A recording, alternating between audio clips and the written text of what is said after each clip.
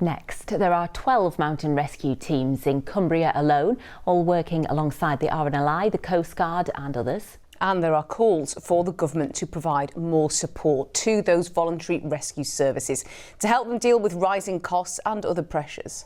One way of getting attention was to take a Cumbrian mountain rescue vehicle to Parliament. Our political correspondent Tom Sheldrick explains. There may have been sirens in the background, but this was no emergency call-out for the Patterdale Mountain Rescue Team. Instead, a 600-mile round trip for a special assignment at Parliament.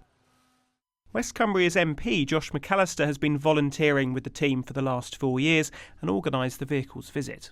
Normally it's getting muddy up a fell rather than driving through the palaces of Westminster, but it's a really important way of bringing the message and experience of volunteer search and rescue services right into the centre of the nation's Parliament. We also need to make sure that we support through policy and national government the efforts of those organisations so that they can keep people safe at sea and on the fells, and also that we make sure that we set them up for success with kit, with vehicles, with insurance, that kind of thing.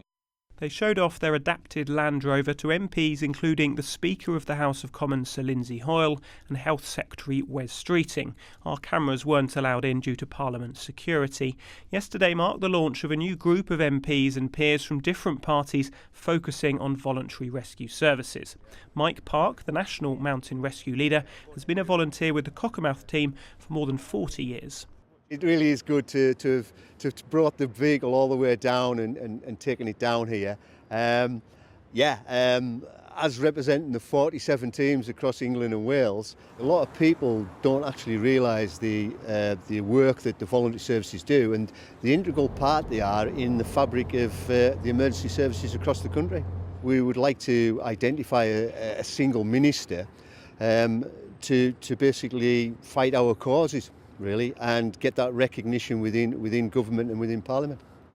The government told us they recognise the vital work that voluntary rescue services do, saving lives in what are some of the most difficult circumstances. They say that's why they're exploring plans to allow vehicles used for UK search and rescue operations to use blue lights and sirens, making the law consistent for all voluntary search and rescue services. So these guys certainly got themselves noticed before heading back to their natural habitat. Tom Sheldrick, ITV News at Westminster.